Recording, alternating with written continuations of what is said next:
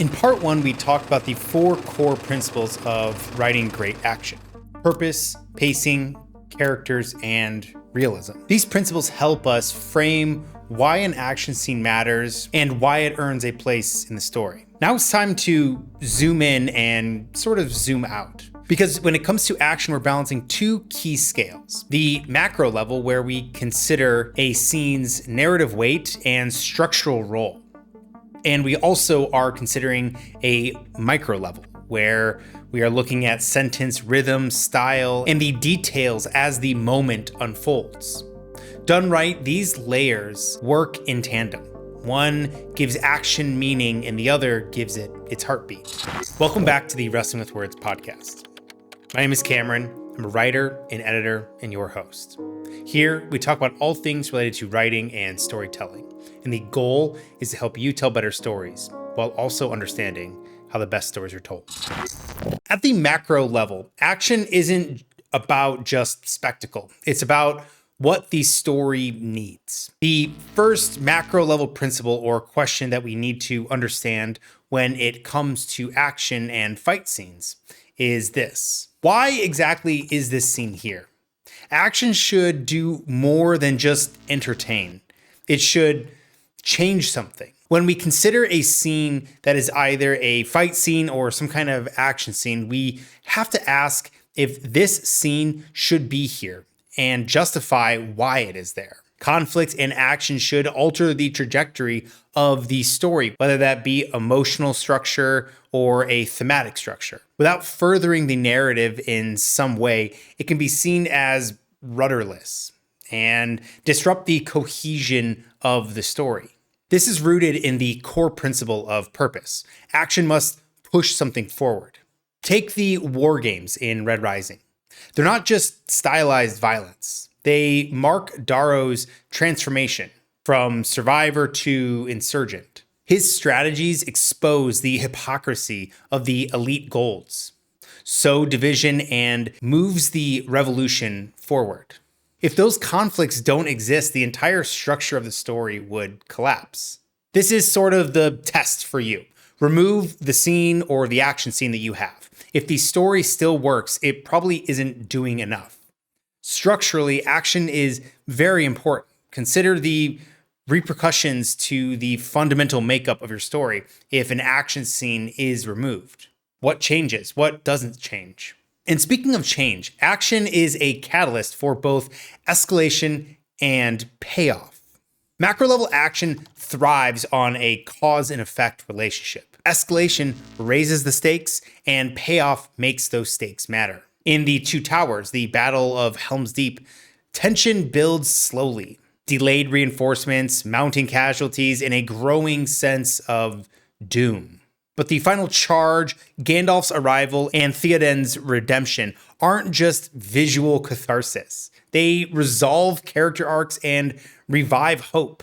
This idea of escalation and payoff, or cause and effect, directly relates to another core principle: pacing. The macro level consideration for action's pacing isn't just tempo, it's the actual structure of the story. A fight scene is a turning point within the thematic framework of the narrative. Something is built to, something happens, and then something is realized. And this realization is important because of what it means to the characters. Conflict only means something if it means something to the people on the page. In Game of Thrones or A Song of Ice and Fire, Oberyn versus the Mountain is brutal and flashy, but what makes it unforgettable is Oberyn's obsession with justice and Tyrion's life hanging in the balance. I always drink before a fight. It could get you killed. It could get me killed. Today is not the day I die. In some ways, we think that Oberyn can't lose, but he does. There is so much at stake for these characters, and that is why this scene is so memorable. We don't remember the fight because of the great choreography, although in the show it is pretty amazing. In the books, we have nothing but the tension on the page. The duel is so memorable because of what happens if Oberyn loses. When Oberyn loses. This directly impacts what it means for Tyrion and the whole rest of the story. When we understand what's emotionally at stake for a character, action scenes gain a heavy weight behind it.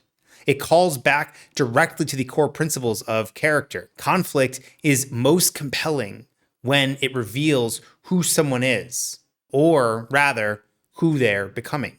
Macro level writing, when it comes to creating action and fight scenes, really are these catalytic moments that push the story and the characters forward, while creating moments of cause and effect.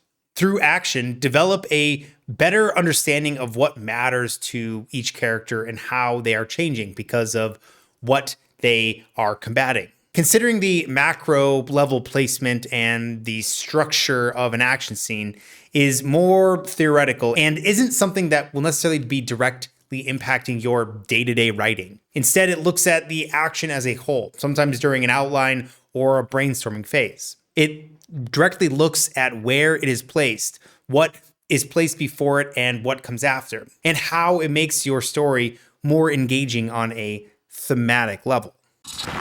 If the macro level tells us why action matters, the micro level is all about how it feels in the moment. This is where rhythm, sentence structure, and your own narrative voice shapes the reader's emotional experience in real time. This is sort of the hardest level to teach or even talk about because it's so dependent on personal style, instinct, and the prose that you have or another writer has. It's not necessarily about a formula. It's about awareness of how your tendencies or of how your prose hits the page and what kind of emotional response you are trying to elicit. Everyone's balance is a little bit different. Some writers lean towards sparse, functional prose, while others reveal almost like a lyricism and use poetic imagery. The trick is learning what works best for you and knowing how to modulate these two aspects. We've all heard the rule, show, don't tell. And if nobody's told you this before, on its own, it's a garbage point of criticism. Knowing when to show and when to tell is the whole point of showing versus telling. It's about knowing when to do these things, not this or that. An element I've stated before, and this is more specifically applied to world building, but you can apply it to action here, is that recaps and overviews equal showing, while personal experience equals telling. The truth is, both are necessary. Showing gives us immersion and controls the rate and flow of information. Telling gives us clarity and can personalize it. Again, the trick, and this is where your own personal style comes into play, is knowing when to do each and how to make the rhythm between them feel natural, especially when we are talking about action scenes. In action scenes, showing typically means describing motion, sensory detail, and emotional response. But sometimes a well-placed bit of telling is more powerful than a paragraph of metaphors. In a fight, showing might look like this. He raised the knife, trembling. And telling might look a bit more like this. He was terrified when he saw the knife. Both are useful. One gives us motion, the other gives us meaning. That's why rhythm is so important.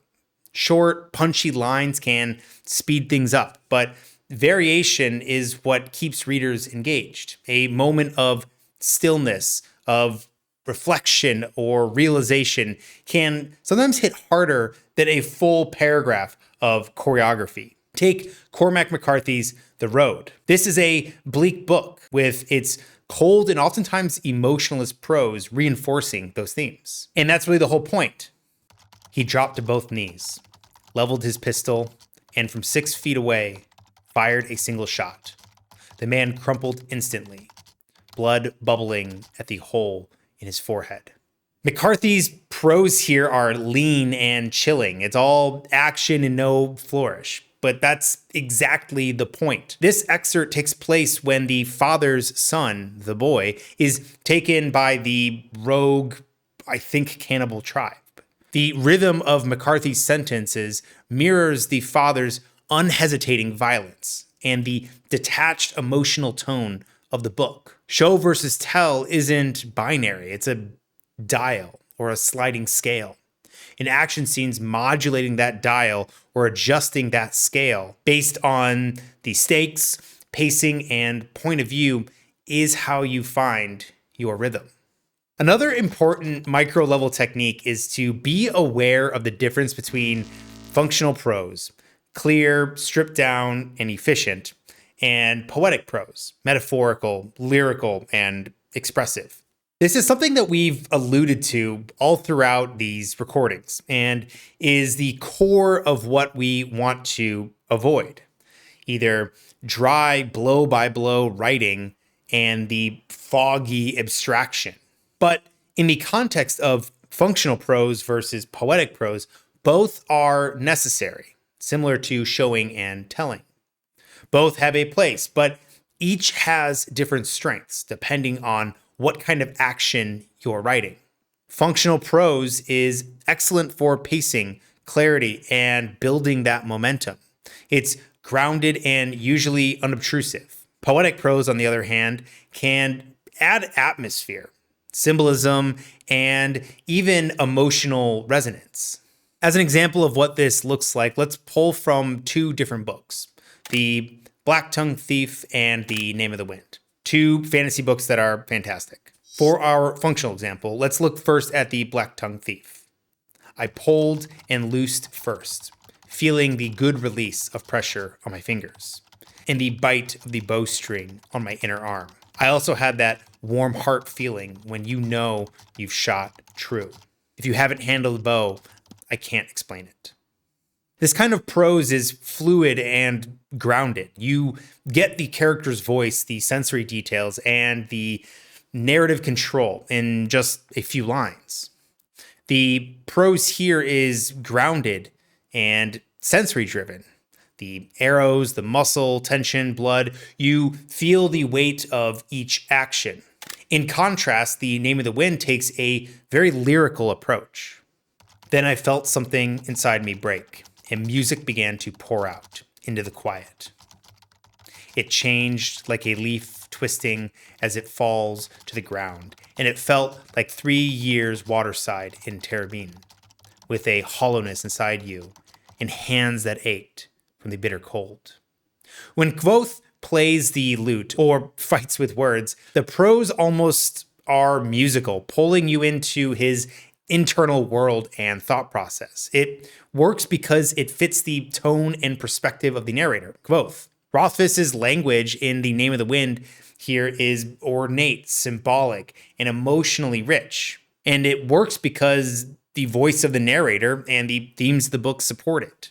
These two are pretty brief examples, but it should illustrate this general concept between poetic and functional. But poetic and functional are different from showing and telling because it's a bit more abstract and personal to each writer. To get better at this is to first start to notice these things within other writers' works. Read. Then see what styles you like or don't like and where your own writing falls on these sliders. Keep in mind too that this is key to action, but also echoes all throughout your writing and prose. Generally speaking, poetic prose adds emotional texture where functional prose add momentum. You don't need to choose one over the other, but know what your default is and ask whether that serves the emotion of the scene. Do you need clarity or do you need texture?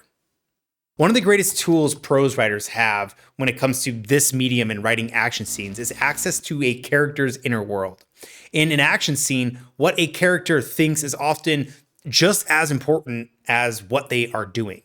And letting these two things, a character's internal monologue and physical actions, interrupt and overlap each other can help avoid the blow by blow monotony, and it can even ground the flowery abstract prose. It can slow the momentum, deepen the stakes, or even contradict what we are seeing. You can use internal monologue for doubt, strategy, emotional commentary, or reflection. And if you align it carefully with the pacing of the fight, it adds another dimension to the tension. On the other hand, external exposition, the narration around the action, helps guide the reader's attention. This is where tone and control comes in. Think of it like the camera directing in a film.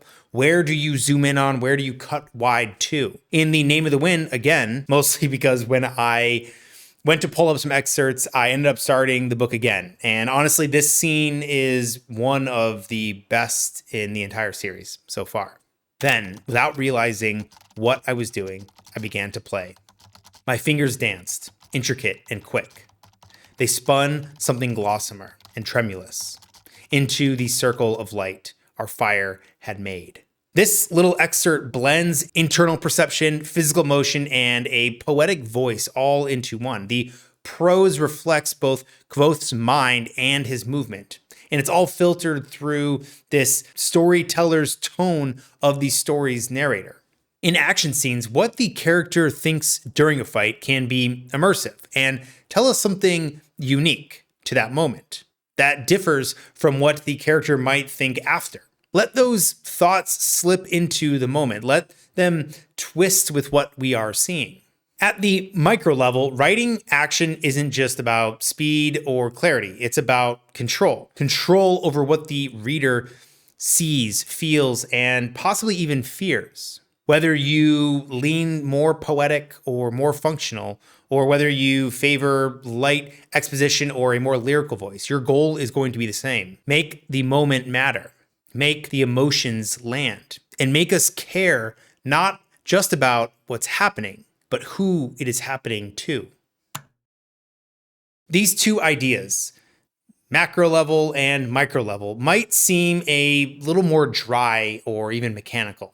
And maybe in some ways it is, but that doesn't negate the importance it plays in writing effective action scenes. Macro level action builds the scaffolding for your story, while micro-level action adapts and changes, altering the heartbeat of that story. One asks, what does this scene do for the story? While the other asks, do we make the reader feel it? Improving your writing on both means we have to be able to take a step back and zoom in. From tracking narrative shifts to shaping individual sentences, from clarifying stakes to choosing the rhythm, great action is the result of deliberate decisions at every level. So if you're asking yourself how to improve a fight scene or argument or a chase, start by asking this: does it change anything? Do we feel the cost? And do we care what happens next? Because ultimately, action isn't about motion. It's more about meaning. Thank you for watching this episode. If you have any thoughts about writing action or fight scenes, please be sure to let me know in the comments down below. I'm always curious to hear what you think or even techniques that you have for your own writing. This was a question that came up during a live stream a couple of months ago. So stay tuned for those and be sure to catch the next one where maybe you can even submit your questions. Thank you to the channel members and the Substack subscribers. As always, thanks for watching, and I'll see you next time.